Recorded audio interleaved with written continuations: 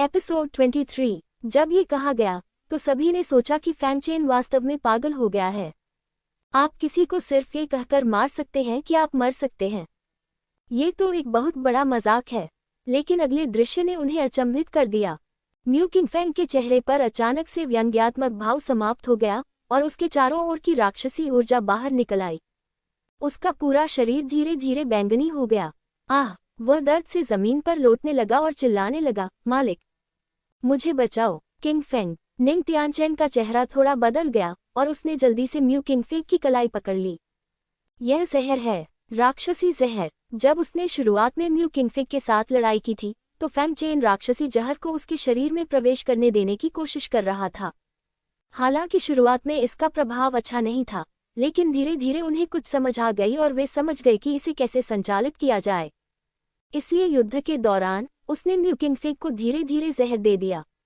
निंग तियानचेन mu किंगफेंग के लिए जहर निकालना चाहता था, लेकिन उसने पाया कि यह राक्षसी जहर शरीर में प्रवेश करते ही जड़ जमा लेता है और यह बेहद गुप्त था। एक बार जब जहर को बलपूर्वक हटा दिया जाता तो म्यू किंगफेंग इस शक्ति के कारण सीधे मर जाता। धत तेरी की! निंग तियानचेन ने फैंग चेन को घूरते हुए कहा, मुझे मारक दबा दो, अन्यथा मैं तुम्हें मौत से भी बदतर जीवन जीने पर मजबूर कर दूंगी। म्यू किंगफेंग उनका सबसे गौरवशाली शिष्य था, इसलिए स्वाभाविक रूप से वे नहीं चाहते थे कि वह इस तरह मर जाए। फैंग चेन ने व्यंग्यात्मक लहजे में कहा, इस जहर का कोई इलाज नहीं है। इस जहर ने ग्रैंडमास्टर स्तर के मेंग तियानहुआन को भी मौत के घाट उतार दिया था, तो इसका इलाज इतना आसान कैसे हो सकता है। यह अफसोस की बात है कि इस जहर को सोख लेने के बाद ये केवल झो युआन स्तर से नीचे के लोगों को ही मौत का कारण बना सका, लेकिन उच्च स्तर के लोगों को नहीं। अन्यथा वह इस चाल से दुनिया को हराने में सक्षम होगा। मालिक, मुझे बचा लो। राक्षसी जहर पहले ही चेतना के डेंटियन सागर में प्रवेश कर चुका था और म्यू किंगफेंग पहले से ही गंभीर स्थिति में था। उसने डर और विनती से निंग तियानचेन को देखा, लेकिन निंग तियानचेन कुछ नहीं कर सका। म्यू किंगफेंग का चेहरा निराशा से भरा था। वह अनिच्छा से, गुस्से से और अफसोस से फैंग चेन को घूरता रहा। उसे कभी भी उससे नहीं लड़ना चाहिए था। उसने खुद को इस तरह खत्म होने दिया, लेकिन अब इसका अफसोस करना बेकार है। मैं इसे स्वीकार करने को तैयार नहीं हूँ।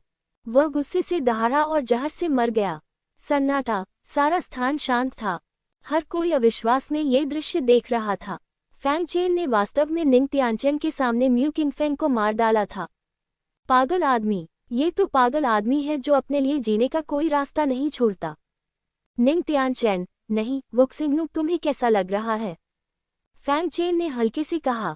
आह! निंग तियानचेन लगातार दहाड़ता रहा, खून भरी आंखों से फैंग चेन को घूरता रहा। तुम मरने के लायक हो।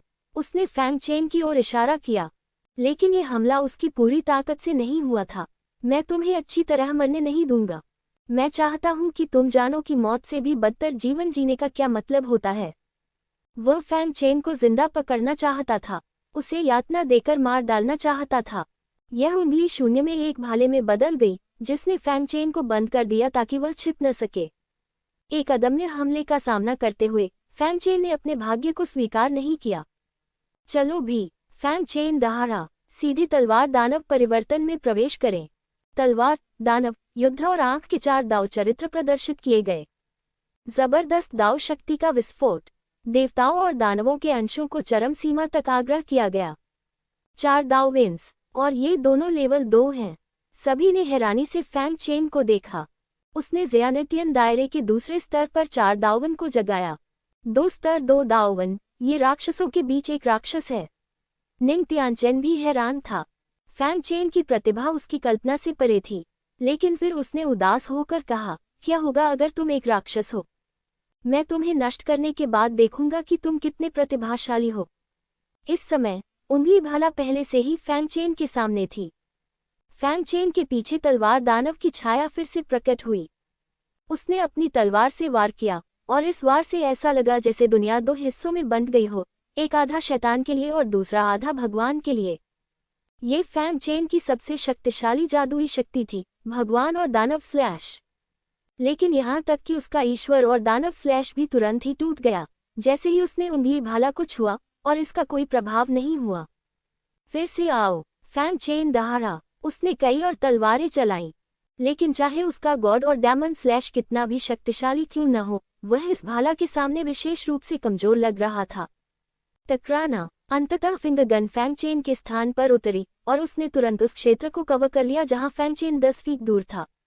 भाला इतना भयानक था कि दूर बैठे लोग भी इस हमले की भयावहता को महसूस कर सकते थे। हमले की सीमा के भीतर होने के बावजूद यदि वे इसके बाद भी इसकी चपेट में आ गए तो वे निश्चित रूप से मर जाएंगे। Fang chain. लिन जुएयान ने जब ये दृश्य देखा तो वह निराशा से भर गई। फैंग चेन मर चुका था। जनजात क्षेत्र में कोई भी व्यक्ति शीर्ष स्तर के ताओवादी के हाथों में जीवित नहीं रह सकता था। दोनों पक्षों के बीच का अंतर बहुत बड़ा था और उसे पार करना असंभव था। अगर वह नहीं मरा तो शायद अपंग हो जाएगा, सभी ने मन ही मन सोचा। लेकिन इस समय एक लाल रेखा निकली। ये निंग तियानचेन को भेदती हुई निकल गई और एक आकृति दूसरी दिशा से भागी। वह फैंग चेन निकली। वह वास्तव में निंग तियानचेन की उंगली भाला से बच गया। लेकिन फैंग चेन की हालत बहुत अच्छी नहीं थी। उसका पूरा शरीर खून से लथपथ था और उसकी चोटें बहुत गंभीर थीं। और उसके चारों ओर वे 2 तावीज थे जो अभी अभी नष्ट हुए थे। ये उन 3 ताबीजों में से 2 थे जो फैंग चेन को छोटे टॉवर में मिले थे, रक्षात्मक ताबीज और आक्रमण ताबीज। हालांकि निंग तियानचेन ताओवादी के शिखर पर था, लेकिन उस उंगली भाला की शक्ति केवल फैंग चेन को नष्ट करने के लिए ताओवादी के पहले और दूसरे स्तर तक ही सीमित थी। फैंग चेन ने गंभीर चोटों की कीमत पर बमुश्किल प्रतिरोध करने के लिए रक्षात्मक ताबीज और दुष्ट राक्षस ढाल पर भरोसा किया। इसी समय उसने अंतिम आक्रामक ताबीज की शक्ति का उपयोग किया तथा अपनी एकमात्र आशा के लिए लड़ने और विलंब करने का इरादा किया। उसने वास्तव में इसे ब्लॉक कर दिया, जो मेरी उम्मीद से परे था। निंग तियानचेन को आश्चर्य हुआ, लेकिन फिर उसने ठंडी आवाज में कहा, लेकिन तो क्या हुआ, तुम बच नहीं सकते। उसने लापरवाही से अपना हाथ हिलाया और ताबीज पर हमला करने वाली लाल रेखा सीधे उसके द्वारा दूर कर दी गई। फिर उसने पंजा चलाया और यह पंजा एक विशाल जाल की तरह था जिससे बचना संभव नहीं था। फैंग चेन केवल 10 फीट से अधिक दूर तक बच गया और बड़ा जाल पहले से ही उसके सामने था। इस जबरदस्त हमले का सामना करते हुए फैंग चेन को पता था कि वह अब छिप नहीं पाएगा। उसने छोटे टावर को फिर से हमला करने के लिए कहने की भी कोशिश की, लेकिन दुर्भाग्य से छोटे टावर ने कोई जवाब नहीं दिया। इससे उसे यह एहसास हुआ कि यद्यपि उस छोटे से टावर में आत्मा थी, परंतु उसमें कोई भावना नहीं थी। लेकिन वह निंग तियानचेन को उसे जीवित पकड़ने नहीं देगा, जिससे वह केवल एक अंतहीन नरक में गिर जाएगा। मरने के लिए, अपने ही युद्ध के मैदान पर मरने के लिए।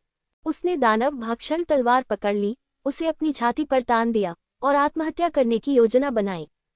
जब उसने आत्महत्या की तो उसकी चेतना के सागर में कई लोगों की आकृतियां प्रकट हुईं, जिनमें उसके स्वामी की पत्नी, दादा वेंग और मिंग्याओ शामिल थे।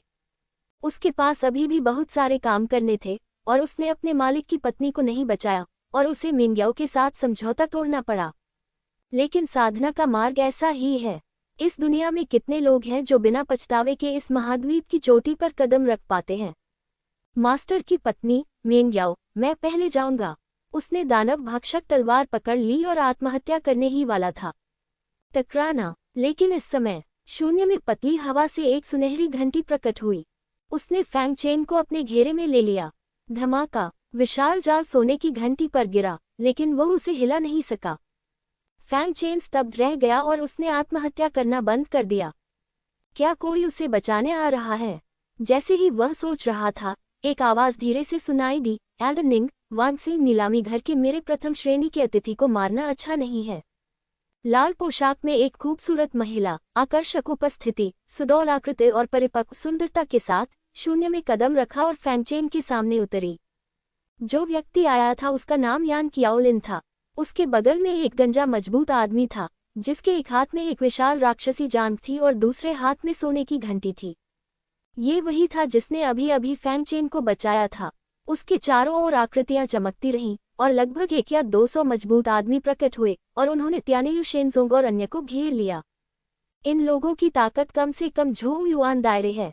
उनमें से लॉन्ची और हान बिंगक्सिन दोनों यहाँ हैं। प्रथम श्रेणी अतिथि अधिकारी। हर कोई हैरान था। उन्हें उम्मीद नहीं थी कि फैंग चेन वानिक्सिंग नीलामी घर का प्रथम श्रेणी का अतिथि अधिकारी होगा। शेंडोंग डोमेन के 3 प्रमुख नीलामी घरों में से एक के रूप में वानसिंग नीलामी घर काफी शक्तिशाली है। यह अफवाह है कि इसकी शाखाएं न केवल शेनडोंग डोमेन में हैं, बल्कि अन्य डोमेन में भी हैं। यह एक अथाह शक्ति है। प्रथम श्रेणी का अतिथि अधिकारी बनना बेहद कठिन है, लेकिन फैंग चेन इतनी कम उम्र में वानिक्सिंग का प्रथम श्रेणी का अतिथि अधिकारी है। अतिथि अधिकारी यान। फैंग चेन यान कियाओलिन को घूरता रहा। उसे उम्मीद नहीं थी कि वानिक्सिंग नीलामी घर उसके लिए खड़ा होगा। आप जानते हैं, त्यानियू दिव्य संप्रदाय शेनडोंग डोमेन में सबसे बड़ी शक्ति है। भले ही वह प्रथम श्रेणी का अतिथि अधिकारी हो, इससे कोई फर्क नहीं पड़ता। त्यानियू दिव्य संप्रदाय के खिलाफ जाने का अंत अच्छा नहीं होगा, लेकिन यान कियाओलिन ने उसके लिए ये काम किया। यान कियाओलिन ने हमेशा की तरह एक परिपक्व और आकर्षक मानक मुस्कान दिखाई, लेकिन फैंग चेन महसूस कर सकता था कि यह मुस्कान दिल से आई थी। यान कियाओलिन ने कहा, फिग के किंग, आप वानिक्सिंग में मेरे प्रथम श्रेणी के अतिथि हैं। मैं आपको मौत के घाट उतारे जाते हुए कैसे देख सकता हूँ? वानिक्सिंग नीलामी घर के मेरे अतिथि को मारना इतना आसान नहीं है। अपने वाक्य के अंत में उसका स्वर पूरी तरह से प्रभुत्वपूर्ण था। क्या आप फैंग चेन हैं? गंजे आदमी ने फैंग चेन की ओर देखा। यान कियाओलिन ने फैंग चेन का परिचय कराया। फैंग के किंग, यह मेरे वानिक्सिंग नीलामी घर शेनडोंग क्षेत्र मुख्यालय शी बान का प्रमुख है। फैंग चेन ने अपने हाथों को ऊपर उठाकर सलामी दी। इस जूनियर की मुलाकात मिस्टर शी से हुई है। वह स्पष्ट रूप से महसूस कर सकता था कि दूसरे पक्ष का साधना स्तर कम से कम दाव क्षेत्र के 9वें स्तर का था। ऐसे मजबूत लोग पहले से ही शेनडोंग क्षेत्र में शीर्ष शक्तियां थे। शी बैंग ने मुस्कुराते हुए सिर हिलाया। ठीक है, आप बहुत अच्छे हैं। जब यान कियाओलिन मुझसे पहले भीख मांगने आई थी, तो मैं अनिच्छुक था, लेकिन वह 3 दिन और 3 रातों तक मेरे दरवाजे के सामने घुटने टेकती रही। इससे मुझे बहुत उत्सुकता हुई। किस तरह का व्यक्ति ऐसा कर सकता है? अब इसे देखने पर पता चलता है कि वह एक युवा व्यक्ति है। अपनी प्रतिभा, चरित्र या साहस के बावजूद वह बेहद हैरान था। खासकर ये तथ्य कि उसने निंग त्यानशिन के शिष्यों को उसके सामने मारने और उसके जीवित रहने के आखिरी रास्ते को काटने की हिम्मत की। वह इतना निर्णायक और निर्दयी था। फैंग चेन चौंक गया और यान कियाओलिन को देखने लगा। उसने कभी उम्मीद नहीं की थी कि यान कियाओलिन उसके लिए ऐसा करेगा। जाहिर है कि वे केवल कुछ ही बार मिले थे। जब यान कियाओलिन ने फैंग चेन को अपनी ओर देखते देखा तो उसका चेहरा थोड़ा लाल हो गया, लेकिन वह जल्दी ही सामान्य हो गई। उन्होंने कहा, मुझे विश्वास है कि मैं गलत नहीं होंगी। फैंग चेन ने उसकी ओर देखा और गंभीरता से कहा, फैंग राज की दयालुता के लिए याद रखना, और मैं निश्चित रूप से भविष्य में दुकानदार यान को निराश नहीं करूंगा। यान कियाओलिन मुस्कुराए और सिर हिलाया। मुझे तुम पर विश्वास है। 10,000 सितारे नीलामी घर। आप हमारे स्वर्गीय पंख संप्रदाय का दुश्मन बनाने की कोशिश कर रहे हैं। निंग त्यानचेन बेहद दुखी लग रहा था। उसने कभी उम्मीद नहीं की थी कि वानिक्सिंग नीलामी घर इसमें शामिल होगा और फैंग चेन के पक्ष में खड़ा होगा। नहीं, नहीं, नहीं, शी बांग ने मुस्कुराते हुए कहा, हम यहाँ सिर्फ अपने मेहमान को लेने आए हैं, आपका कोई और इरादा नहीं है। उसे दूर ले जाना मेरे पूरे त्यानियू दिव्य संप्रदाय के खिलाफ जाना है। निंग त्यानचेन ने दहाड़ते हुए कहा, वह फैंग चेन को किसी भी कीमत पर नहीं जाने देगा। अपने शिष्य की हत्या और त्यानयांग जी के साथ उसकी शिकायतें, इन सब के बावजूद वह उसे शांतिपूर्वक कैसे जाने दे सकता था? आप त्यानियू दिव्य संप्रदाय का प्रतिनिधित्व नहीं कर सकते। शी बांग निंग त्यानचेन से नहीं डरता, वह केवल पूरे त्यानियू दिव्य संप्रदाय में उन कुछ ग्रैंडमास्टर स्तर के विशेषज्ञों से डरता है। लेकिन ये सब बातें खिड़की से बाहर हैं। जब तक त्यानियू दिव्य संप्रदाय के नष्ट होने की संभावना नहीं है, तब तक उसे परवाह नहीं है कि आसमान गिर जाए। निंग त्यानचेन के चेहरे पर उदासी थी, तो तुम भी बाउडेंग जैसे कमीने हो। शी बांग ने मुस्कुराते हुए कहा, वह मेरे वानसिंग नीलामी घर का प्रथम श्रेणी का अतिथि है, इसलिए स्वाभाविक रूप से मुझे उसकी रक्षा करनी होगी। निंग त्यानचेन की अभिव्यक्ति और भी अधिक उदास हो गई और उसका चेहरा अत्यधिक क्रोध से बैंगनी हो गया। ठीक है, तो फिर मौत तक लड़ो। फैंग चेन ने उसके सामने उसके शिष्य को मार डाला, इसलिए वह यहाँ फैंग चेन को मार डालेगा चाहे कुछ भी हो। इसके अलावा ये बच्चा प्रतिभा और चरित्र दोनों में बहुत ही अप्राकृतिक है, और भविष्य में बड़ा होने पर वह निश्चित रूप से एक छिपा हुआ खतरा होगा। शी बांग हल्के से मुस्कुराया, तो मुझे एल्डर निंग की ताकत देखने दो। दोनों पक्ष एक दूसरे के साथ युद्ध में थे और बारूद की गंध बहुत तेज थी। एल्डर निंग, यान कियाओलिन ने कहा, आपको सावधानी से सोचना होगा। हम वानिक्सिंग वास्तव में पूर्वी शेनझोउ क्षेत्र में बहुत शक्तिशाली नहीं हैं, और हम आपके त्यानिल दिव्य संप्रदाय को नहीं हरा सकते। लेकिन इस शेंझोऊ सम्मेलन में हमारे वानिक्सिंग नीलामी घर के पास अभी भी कुछ बिंदु हैं। बोलने का अधिकार। जैसे ही ये शब्द निकले, निंगतियान का शरीर जम गया। वह जानता था कि संप्रदाय के नेता इस शेंझोऊ सम्मेलन को बहुत महत्व देते हैं, जो कि उनके त्यानिल दिव्य संप्रदाय के भविष्य से संबंधित होना चाहिए। यदि वह सचमुच गलती करेगा तो उसे संप्रदाय के नेता द्वारा निश्चित रूप से कड़ी सजा दी जाएगी। लेकिन वह फैंग चेन को इस तरह जाने देने के लिए बिल्कुल तैयार नहीं था। दुकान प्रबंधक यान, क्या आप हमारे त्यानिल दिव्य संप्रदाय को धमकी दे रहे हैं? दूर शून्य से एक शांत आवाज आई जिसने दुनिया को हिला दिया। यान कियाओलिन और शी बान के हाव भाव थोड़े बदल गए और वे कहीं शून्य में देखने लगे। शून्य को सीधे हाथों की एक जोड़ी ने फाड़ दिया और सफेद बालों वाला एक पतला बूढ़ा आदमी बाहर आया। ये संप्रदाय का नेता टोंगटिन था। दूसरी तरफ यंग किंग जियांग भी बाहर आ गई। वह ठंडी दिख रही थी, लेकिन उसने फैंग चेन को कुछ उलझन भरी नजर से देखा। संप्रदाय गुरु से मिलो। त्यानिल शेन संप्रदाय के सभी शिष्यों और बुजुर्गों ने आदरपूर्वक सलामी दी। फैंग चेन ने टोंगटिन की ओर देखा। ये पहली बार था जब उसने त्यानिल दिव्य संप्रदाय के नेता को देखा था। टोंगटिन ने दयालुता से फैंग चेन की ओर देखते हुए पूछा, तुम पूजा क्यों नहीं करते? मैं अब त्यानिल दिव्य संप्रदाय का अनुयायी नहीं हूँ, है ना?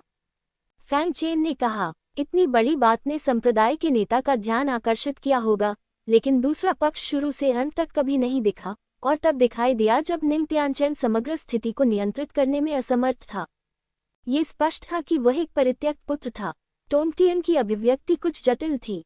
वास्तव में उसने इस पीछा को शुरू से अंत तक देखा था, लेकिन जब फैंग चेन ने चार दाओ वेन का खुलासा किया तो उसे वास्तव में थोड़ा अफसोस हुआ।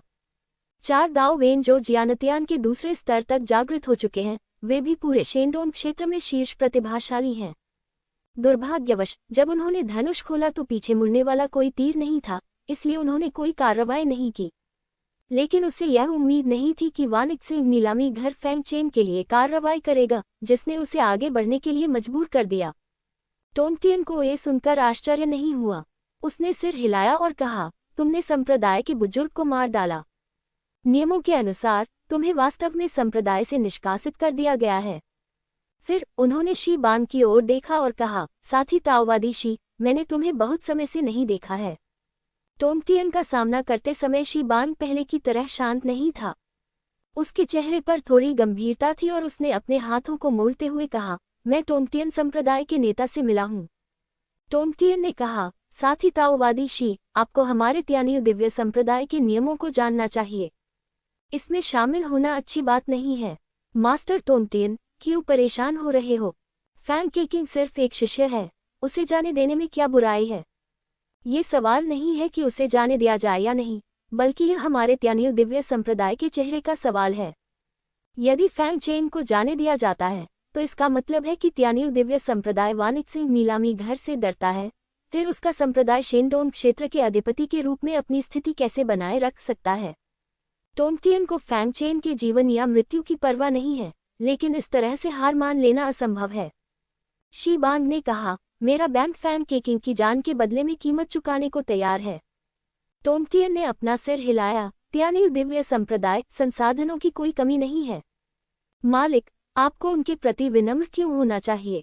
निंगतियानचेन ने उदास चेहरे के साथ कहा, आज वानिक्सिंग नीलामी घर हमारे संप्रदाय के खिलाफ जाने की हिम्मत करता है, फिर अन्य ताकतें भविष्य में इसकी नकल करने की हिम्मत करेगी। बंदर को डराने के लिए मुर्गी को मारने के लिए यहाँ वानिक्सिंग नीलामी घर के सभी लोगों को मारना बेहतर है। टोंगटिन ने कुछ नहीं कहा, मानो वह सहमत हो। मास्टर टोंगटिन, अगर मैं यहाँ मर गया तो उच्च अधिकारी निश्चित रूप से मुझे इतनी आसानी से नहीं जाने देंगे। शी बांग ने कहा, मेरा त्यानिल दिव्य संप्रदाय धमकियों से नहीं डरता। लेकिन टोंगटिन ने हार मानने का इरादा नहीं किया। शी बांग थोड़ा बदसूरत लग रहा था। उसे उम्मीद नहीं थी कि टोंगटिन इतना दबंग होगा, लेकिन ये भी उनकी उम्मीदों के भीतर था। त्यानिल दिव्य संप्रदाय का शेंडोंग क्षेत्र में पूर्ण नियंत्रण था, जो दबंगई पर निर्भर था। फैंग चेन ने जब ये देखा तो उसके दिल में आह भर गई। वह अभी भी इस आपदा से बच नहीं सका। उन्होंने यान कियाओलिन और शी बांग को धन्यवाद देने के लिए झुककर कहा, आपकी सराहना के लिए धन्यवाद वानशिंग, लेकिन यह ऐसी चीज है जिससे फैंग बच नहीं सकता। फैंग केकिंग, यान कियाओलिन फैंग चेन को बुलाना चाहती थी, लेकिन शी बैंग ने उसे रोक दिया। यदि आप वास्तव में लड़ते हैं तो केवल मैं ही गंभीर रूप से घायल हो जाऊंगा और मैं फैंग केकिंग को नहीं बचा सकता। टोंगटियन संप्रदाय के गुरु ऐसे व्यक्ति नहीं है जिनके खिलाफ हम लड़ सके, और शेंडोंग क्षेत्र में त्यानियू दिव्य संप्रदाय की नींव ऐसी चीज नहीं है जिसे हम खोल सकें, उन्होंने कहा। और इससे ये भी पता चला कि उन्होंने फैंग चेन को छोड़ दिया। ये भी सामान्य है। हालांकि फैंग चेन आसमान के खिलाफ है, लेकिन वह इस हद तक नहीं है कि वानिक्सिंग नीलामी घर उसे बचाने के लिए कोई कसर नहीं छोड़ेगा। फैंग चेन खड़ा हुआ और बोला, आप मेरी जान ले सकते हैं, लेकिन मरने से पहले मैं एक बात जानना चाहता हूँ। टोंगटियन ने फैंग चेन को देखा और मना नहीं किया। बोलो, मेरे मालिक की पत्नी को क्या हुआ? फैंग चेन ने पूछा। टोंगटियन ने फैंग चेन को देखा और कहा, मैं आपकी पितृभक्ति के कारण आपको बताऊंगा। उसने निंग तियानचेन की ओर देखा। निंग तियानचेन ने देखा कि गुरु उसकी ओर देख रहे हैं और उसे पता था कि उसे गुरु को बताना होगा, अन्यथा वह गुरु को कोई सम्मान नहीं दे पाएगा। उसने ठंडे स्वर में कहा, तुम्हारे मालिक की पत्नी गायब है। फैंग चेन दंग रह गया और निंग तियानचेन को घूरने लगा। इस क्षण उसे सब कुछ समझ आ गया। ये पता चला कि किंग वुजी और सु वान एर वे नहीं थे जिन्होंने उसके मालिक की पत्नी का अपहरण किया था। पर्दे के पीछे का असली हत्यारा उसके सामने तीसरा शिखर गुरु था। निंग तियानचेन, सिर्फ इसलिए कि मेरे स्वामी को तुमसे दुश्मनी है, तुम उनकी नश्वर पत्नी को भी नहीं छोड़ोगे। तुम्हारी संकीर्ण मानसिकता और बेशर्मी मेरी कल्पना से परे है। फैंग चेन ने निंग तियानचेन को घूरते हुए दांत पीसते हुए कहा। निंग तियानचेन ने व्यंग्य किया, तुम्हारे गुरु की हिम्मत कैसे हुई मुझे अपमानित करने की? जब मैंने उनसे प्रतियोगिता में मुझे प्रथम स्थान देने के लिए कहा तो उन्होंने मना कर दिया। मुझे अपमानित करने की यह कीमत है। तुम बहुत बेशर्म हो। फैंग चेन की इच्छा थी कि वह अपने सामने खड़े व्यक्ति को टुकड़ों में फाड़ सके। यदि आप इसे दोष देना चाहते हैं तो ये त्यानयांगजी है जो जल्दी मर गया। निंग तियानचेन को बहुत गर्व हुआ। मेरी पत्नी को क्या हुआ? अगर दिखावे से जान जा सकती तो निंग तियानचेन अनगिनत बार मर चुका होता। निंग तियानचेन ने व्यंग्यपूर्वक कहा, मैंने तुम्हें पहले ही बताया था, वह चली गई है। क्या आपको लगता है कि मैं इस पर विश्वास करता हूँ? इस पर विश्वास करें या नहीं, शायद इसलिए कि उसे त्यानयांगजी या फैंग चेन के लिए दुख हुआ। टोंगटियन ने निंग तियानचेन से कहा, ध्यान से बोलो। संप्रदाय के नेता को बोलते हुए देखकर निंग तियानचेन केवल ईमानदारी से कह सका, मैं जब आपकी पत्नी को हवेली में वापस लाया तो वह गायब हो गई। एक बार मुझे लगा कि उसे अंतरिक्ष दाव से महान शक्ति वाले किसी व्यक्ति ने ले लिया है। ये देखकर कि फैंग चेन को अभी भी विश्वास नहीं हुआ, निंग तियानचेन ने व्यंग्यात्मक लहजे में कहा, विश्वास नहीं होता। यह आप पर निर्भर है। क्या आपको लगता है कि मुझे एक मरते हुए व्यक्ति से झूठ बोलने की जरूरत है? फैंग चेन चुप था। निंग तियानचेन को वास्तव में उससे झूठ बोलने की जरूरत नहीं थी। इस मामले में मालिक की पत्नी अभी भी जीवित है। आखिरकार, अगर आप वास्तव में किसी नश्वर को मारना चाहते हैं तो इतनी परेशानी उठाने की कोई जरूरत नहीं है। लेकिन मालिक की पत्नी को, जो कि एक नश्वर है, छीनने के लिए इतनी परेशानी कौन उठाएगा? ठीक है, निंग तियानचेन ने फैंग चेन को घूरते हुए कहा, तुम जो जानना चाहते हो वह तुम पहले से ही जानते हो। तुम जा सकते हो और मर सकते हो। जैसे ही उसने यह बात कही, उसके चारों ओर का आभामंडल फट पड़ा और वह कार्रवाई करने वाला था। फैंग केक्विंग, यान कियाओलिन का दिल दहल गया और वह कार्रवाई करना चाहती थी, लेकिन शी बांग ने उसे रोक दिया। उसने संदेश भेजा, टोंगटियन यहाँ है और न तो आप और न ही मैं उसे बचा सकते हैं। ग्रैंडमास्टर क्षेत्र में हर कोई सिर्फ चींटी है और वे ऐसी चीज नहीं है जिनके खिलाफ वे लड़ सकें। फैंग चेन को राहत मिली, कम से कम उसे पता था कि उसकी पत्नी ठीक है। मरना, उसने उसे थप्पड़ मारकर भगा दिया। फैंग चेन की ओर धमाका, टकराना, लेकिन जब सभी को लगा कि फैंग चेन मरने वाला है, उसके सामने तारे हैं, एक अवरोध में बदल जाओ, झटका रोक दिया। हम सभी लोग हैरान थे कि यह कदम किसने उठाया, कौन? विस्मयादिबोधक चिन्ह। निंग तियानचेन बेहद गुस्से में था। एक छोटी सी जनजात को मारना इतना परेशानी भरा क्यों था? ये सचमुच जीवंत है। शून्य में एक आकाशगंगा प्रकट हुई और उस आकाशगंगा से एक सुंदर और मधुर आवाज आई। तभी आकाशगंगा से कई आकृतियां बाहर निकली, जिनका नेतृत्व एक सफेद परी पोशाक पहने एक अद्वितीय सुंदरी कर रही थी, जो स्वप्न परी आत्मा थी। मेंग याओ, मेंग त्यानहुआंग और अन्य लोग भी उनके साथ थे।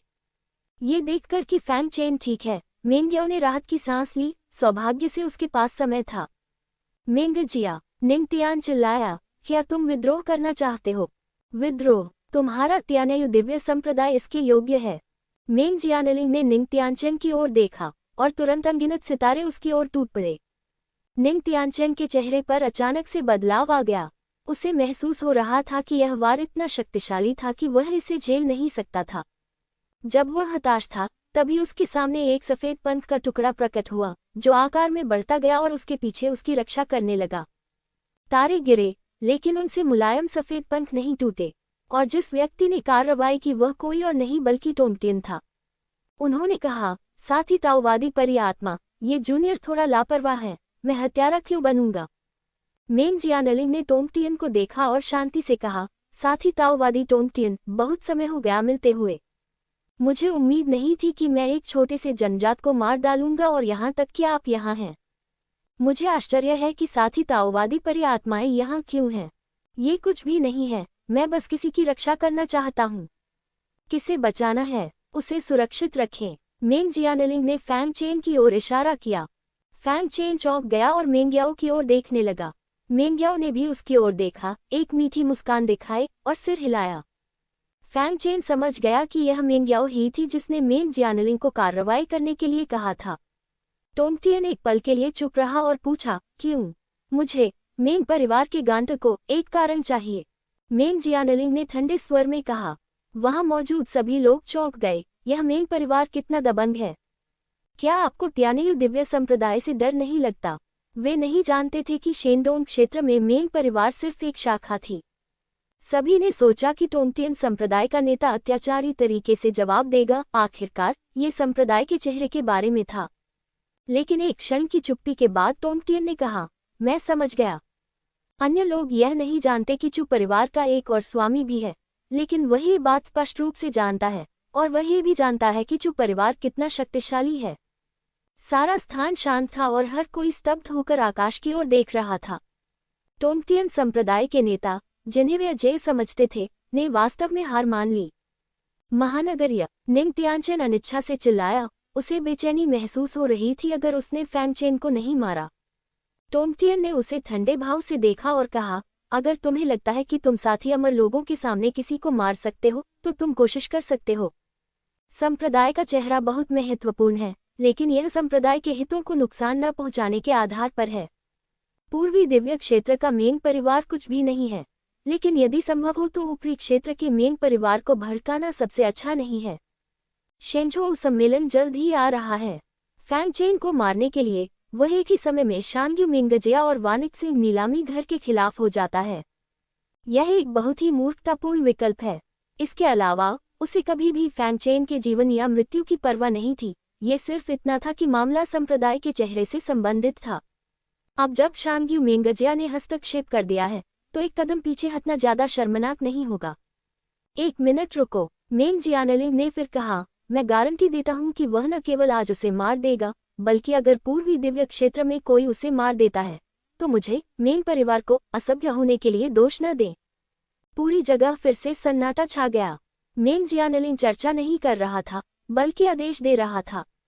वे सब टोंगटियन की ओर देख रहे थे, ये सोचकर कि इस बार वह फट जाएगा।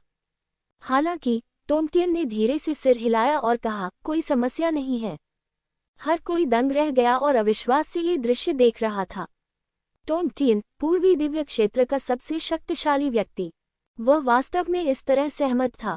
टोंगटियन ने अब और रुकने की योजना नहीं बनाई और शून्य को चीरकर उसमें गायब हो गया। निंगतियानचेन बहुत अनिच्छुक था, लेकिन संप्रदाय गुरु चले गए थे, इसलिए वह क्या कर सकता था।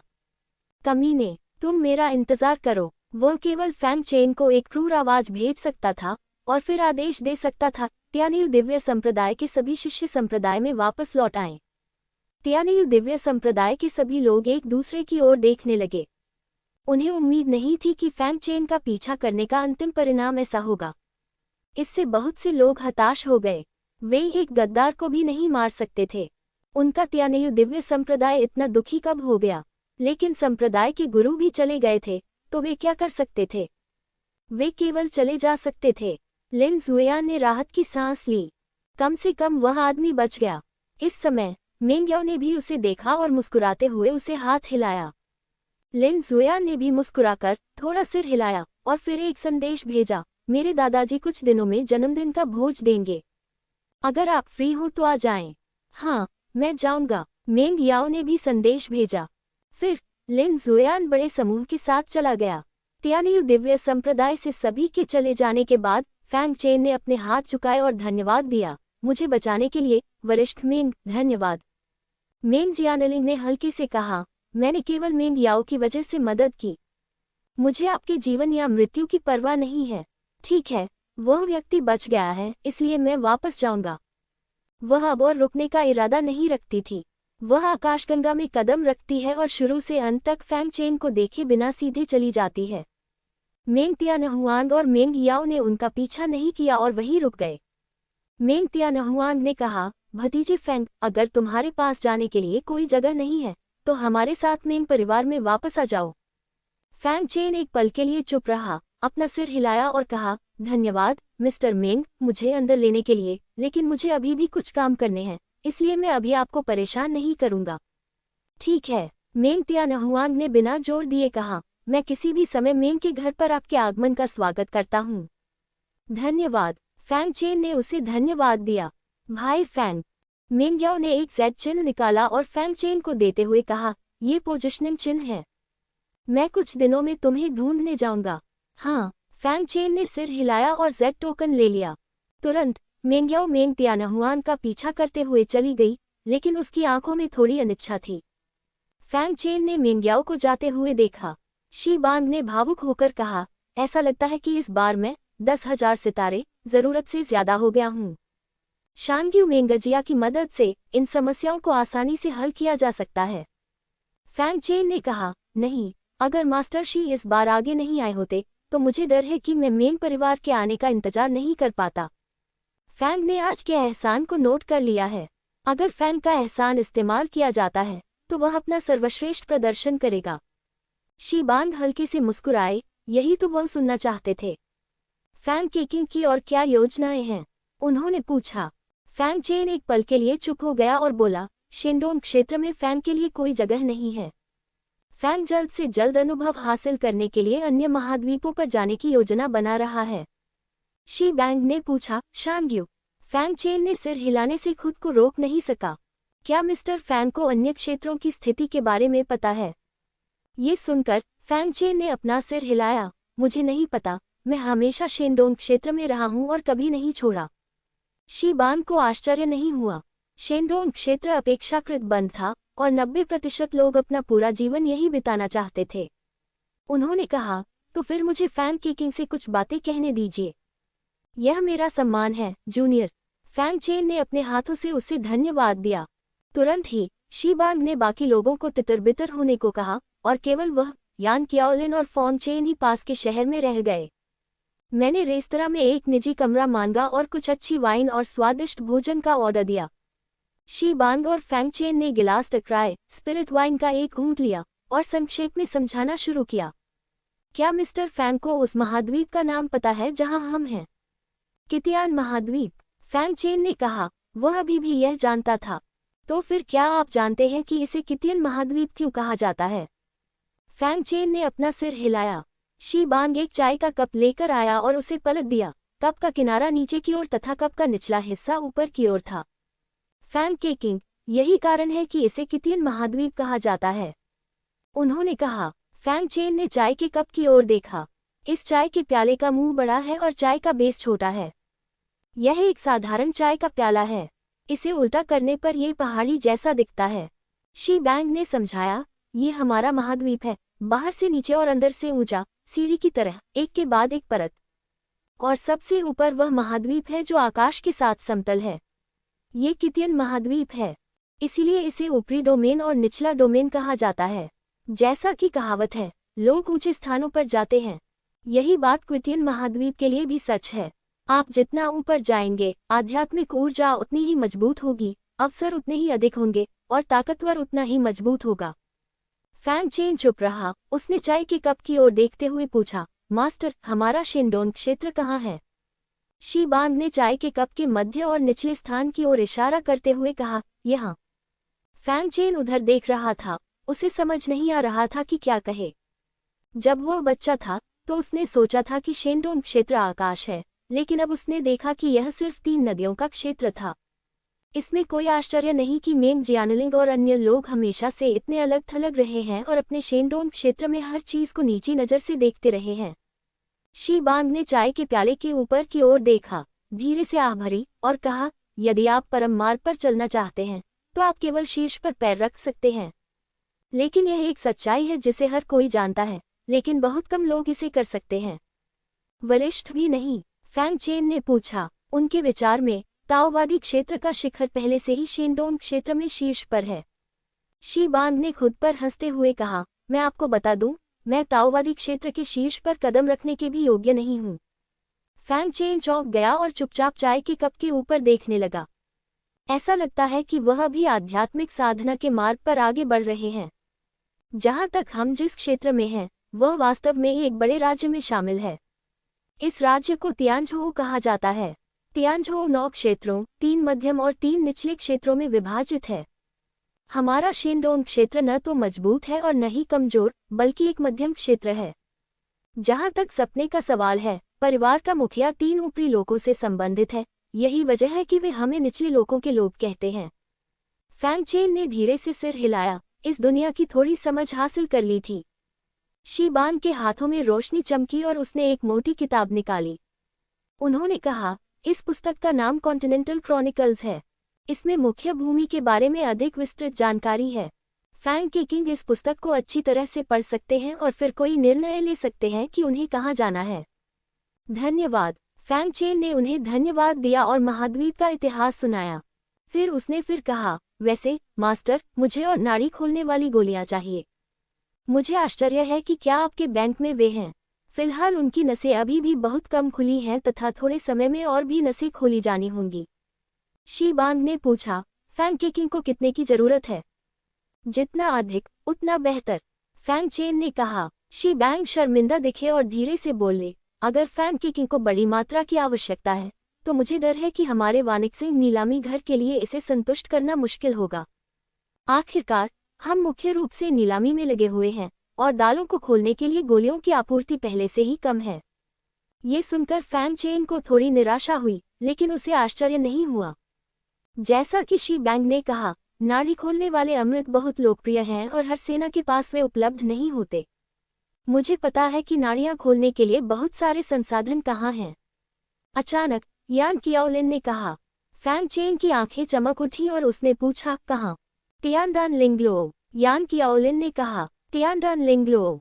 फैंग चेन को याद आया कि जो आदमी मिंग्याओ के कामुक शरीर को ठीक करना चाहता था, वही युतियन डेनलिंग मंडप से था, और लिन युआन भी वहीं से आया।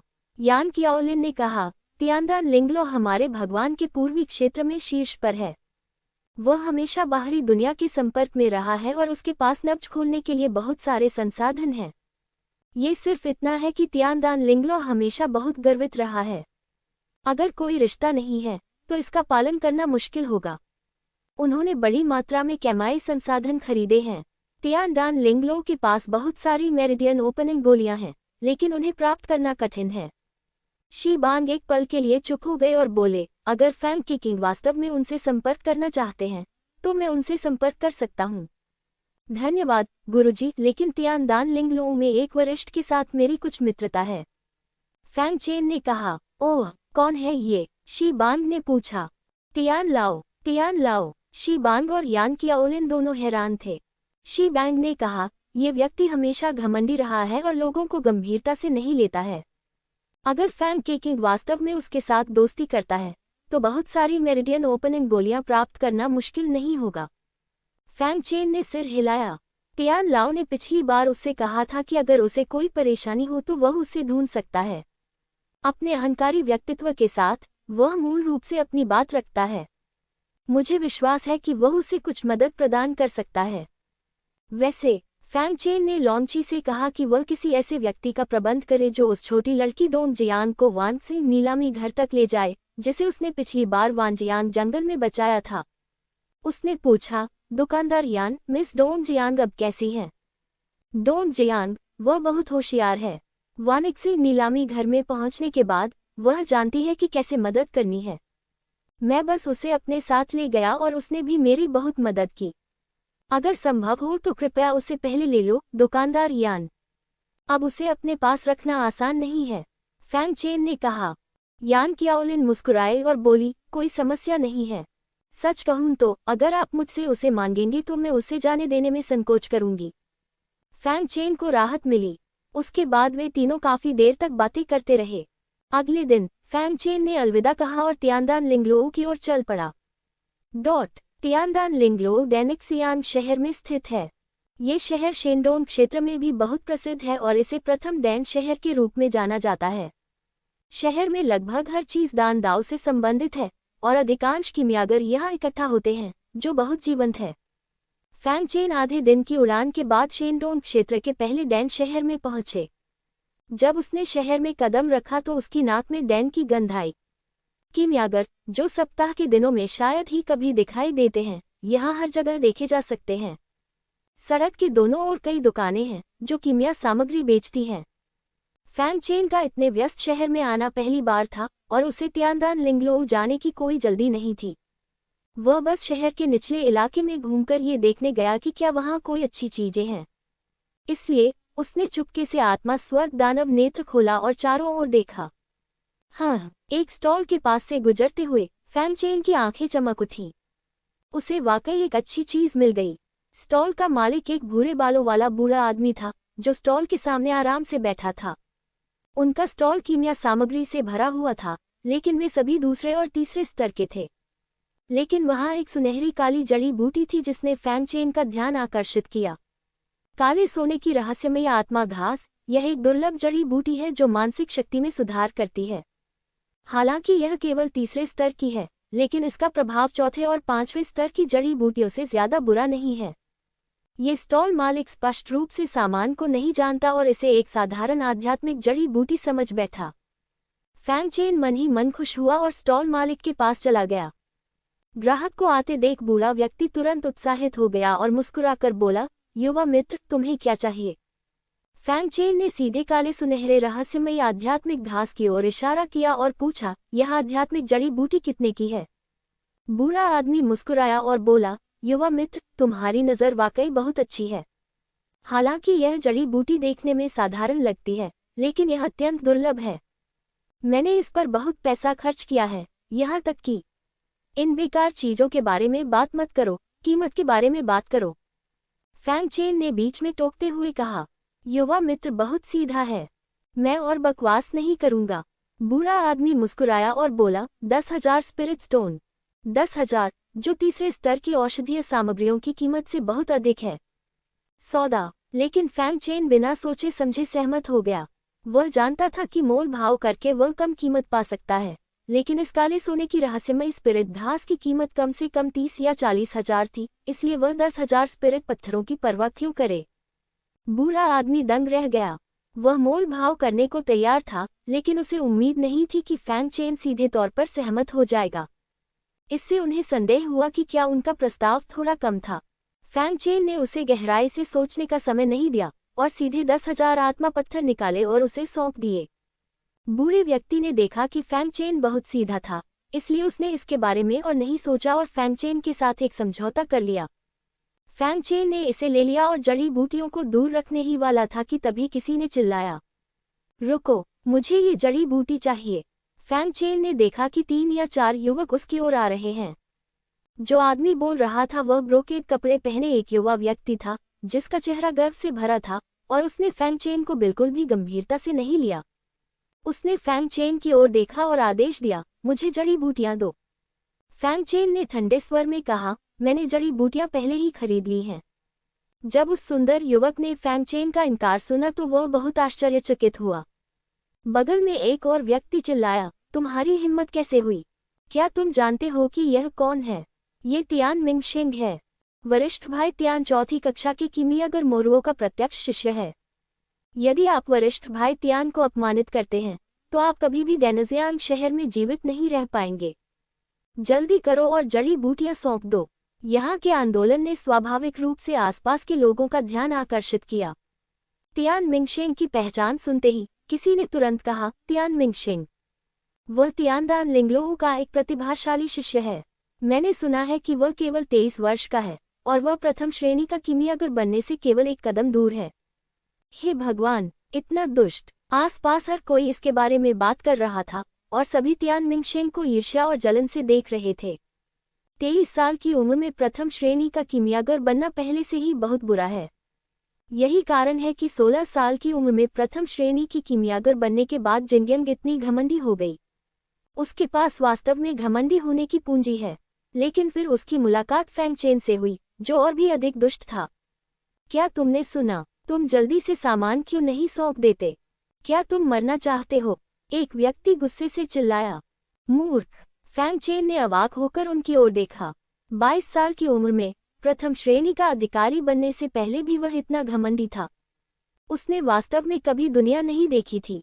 वह इन लोगों के साथ समय बर्बाद करने के लिए बहुत आलसी था, इसलिए वह वहां से जाना चाहता था। लेकिन इन लोगों को फैंग चेन ने इस तरह डांटा था, इसलिए उन्होंने फैंग चेन को जाने नहीं दिया। वहीं रुक जाओ! कई लोगों ने फैंग चेन को घेर लिया। फैंग चेन ने थोड़ा भौं सिकोड़ी, और कुछ? वरिष्ठ भाई तियान का अपमान करने की हिम्मत! इससे निपटना इतना आसान कैसे हो सकता है? जल्दी से घुटने टेको और कुछ बार प्रणाम करो, हो सकता है कि वरिष्ठ भाई तियान लुओ तुम्हारी जान बख्श दे। अन्यथा तुम्हें अवश्य भारी कीमत चुकानी पड़ेगी। कई लोग फैंग चेन को क्रूरता से घूर रहे थे, मानो अगर वे असहमत हुए तो वे लड़ने वाले थे। फैंग चेन ने उन्हें बेवकूफों की नज़र से देखा और वह वास्तव में नहीं जानता था कि उन्हें अहंकार की पूंजी कहाँ से मिली। नमन, उसने पूछा। हाँ, जल्दी करो, किसी ने अधीरता से कहा, जैसे ही स्वाभाविक बात हो। तियान मिंगशेंग ने फैंग चेन को ठंडे भाव से देखा। यदि आप घुटने नहीं टेकेंगे तो मैं आपको डेंजियांग शहर से लेकर जाने दूंगा। आसपास के लोग फैंग चेन को मजाक से देखने लगे। तियानकाई को अपमानित करने के लिए आप इसके लायक हैं। जल्दी से घुटने टेक दो, तुम्हारी जान दांव पर है। ये सही है। वे मामले के अंदरूनी पहलुओं की परवाह किए बिना बकबक करते रहे। फैंग चेन ने तियान मिंगशेंग को देखा और अचानक मुस्कुराया। ठीक है। तियान मिंगशेंग और अन्य लोगों को ये सुनकर और भी अधिक गर्व हुआ और उन्हें बहुत खुशी हुई। इस तरह की बदमाशी उन्होंने पहली बार नहीं की थी और हर बार उन्हें बेहद संतुष्टि महसूस हुई। लेकिन उन्होंने यह नहीं देखा कि फैंग चेन की अभिव्यक्ति अचानक ठंडी हो गई। ऐसी स्थिति में घुटने टेक दो बोलते समय राक्षसी ऊर्जा निकली। तलवार दानव के दबाव ने तियान लुओ और अन्य को घेर लिया। फैंग चेन का तलवार दानव दबाव अब असाधारण है और उससे कमजोर साधना वाले लोगों के लिए इसका विरोध करना कठिन है। और तियान लुओ और अन्य लोग स्पष्ट रूप से अर्जित क्षेत्र में हैं, वे इसका विरोध कैसे कर सकते हैं? एक पल में तियान मिंगशेंग और अन्य लोगों को लगा कि आसपास की दुनिया का रंग बदल गया है। अगले ही पल फैंग चेन एक खूनी राक्षस में बदल गया। ऐसा लग रहा था जैसे वह नरक से निकलकर आया हो। उसके शरीर पर भयानक राक्षसी ऊर्जा ने उनके चेहरे पीले कर दिए। उनके चेहरे भय से भर गए। घुटने टेकना, फैंग चेन ने फिर कहा। प्लॉप! किसी के पैर नर्म पड़ गए और वो सचमुच घुटनों के बल बैठ गया। उनका घुटने टेकना एक फ्यूज की तरह था और तियान मिंगशेंग और अन्य लोग भी घुटने टेककर झुक गए। फैंग चेन का दबाव केवल उनमें से कुछ पर ही था और बाकी लोगों को कुछ भी महसूस नहीं हुआ। ये दृश्य देखकर आसपास के सभी लोग दंग रह गए। क्या उन्होंने युवक को घुटने टेकने के लिए नहीं कहा था? तियान मिंगशेंग और अन्य लोगों ने घुटने क्यों टेके? फैंग चेन ने उन्हें ठंडे अंदाज में देखा। उसके मुंह के कोने थोड़े ऊपर उठे। वे सभी अच्छे व्यवहार वाले हैं। अगली बार ऐसा शिष्टाचार दिखाने की कोई जरूरत नहीं है। फिर उसने इन लोगों पर ध्यान देने की जहमत नहीं उठाई, दबाव वापस लिया और तियानदान स्पिरिट टॉवर की ओर चल पड़ा। फैंग चेन के चले जाने के बाद तियान मिंगशेंग और अन्य लोग ठीक हो गए। उनके आसपास के सभी लोगों को उन्हें अजीब निगाहों से देखते हुए तथा उपहास करते हुए देखकर मुझे एहसास हुआ कि वे अभी भी घुटनों के बल बैठे हुए थे। कई लोग शर्म और गुस्से से तुरंत उठ खड़े हुए। तियानदान लिंगलो का शिष्य बनने के बाद ये पहली बार था जब उसे इस तरह का अपमान सहना पड़ा था। मैं फैंग चेन का पता लगाना चाहता था, लेकिन वह पहले ही भीड़ में गायब हो चुका था। अरे यार, अगर मैं तुमसे फिर मिलूंगा तो मैं तुम्हें जरूर टुकड़े टुकड़े कर दूंगा, उसने दांत पीसते हुए कहा। अब यहाँ और रुकने की हिम्मत नहीं रही और वह निराश होकर चला गया। ... फैंग चेन तियानदान स्पिरिट टॉवर की ओर चला गया। यद्यपि डेनजियांग शहर बड़ा है, लेकिन वह तियानदान स्पिरिट टॉवर को न ढूंढ पाने से डरता नहीं है, क्योंकि पूरे शहर में सबसे ऊंचा तियानदान स्पिरिट टॉवर है। ये शहर के केंद्र में एक विशाल तलवार की तरह है, जो बहुत ही आकर्षक है। निचली 3 मंजिलों का उपयोग अमृत बेचने के लिए किया जाता है और बाकी हिस्सा कीमिया भवन के कीमियागरों के लिए है। जब फैंग चेन ने तियानदान स्पिरिट बिल्डिंग में प्रवेश किया तो वहां सभी प्रकार के लोग थे जो प्रत्येक काउंटर पर अमृत चुन रहे थे। तियानदान लिंगलों के पास बिक्री और परिचय के लिए जिम्मेदार समर्पित लोग भी हैं। फैंग चेन सीधे तीसरी मंजिल पर चला गया और चौथी मंजिल की ओर चला गया। रुकना। चौथी मंजिल की ओर जाने वाली सीढ़ियों पर 2 गार्ड तैनात थे। जब उन्होंने फैंग चेन को चौथी मंजिल पर जाते देखा तो उन्होंने उसे सीधे रोक दिया। एक गार्ड ने उसे ऊपर से नीचे तक देखा और पूछा, सर, इस इमारत के केवल कीमियागर ही चौथी मंजिल में प्रवेश कर सकते हैं। फैंग चेन ने कहा, मैं यहाँ बूढ़े आदमी से मिलने आया हूँ। हमेशा मिलेंगे। गार्ड दंग रह गया। तियानलाओ उनके तियानदान लिंगलों में 5वीं कक्षा के कीमियागरों में से एक था और उसका दर्जा कुलीन था। उसने फैंग चेन को ऊपर से नीचे तक देखा और पूछा, क्या आप मिस्टर तियान को जानते हैं? फैंग चेन ने सिर हिलाया। कृपया तियानलाओ को बताएं कि यह फैंग चेन है जो आपसे मिलना चाहता है। ठीक है। ये देखकर कि फैंग चेन झूठ नहीं बोल रहा था, गार्ड सहमत हो गया। धन्यवाद। फैंग चेन ने उन्हें धन्यवाद दिया। गार्ड चौथी मंजिल में प्रवेश कर गए, जबकि फैंग चेन तीसरी मंजिल के प्रवेश द्वार पर इंतजार कर रहा था। तुम यहाँ हो, तुम बकवास के टुकड़े। फैंग चेन ने अभी कुछ देर ही इंतजार किया था कि अचानक एक जानी पहचानी आवाज सुनाई दी।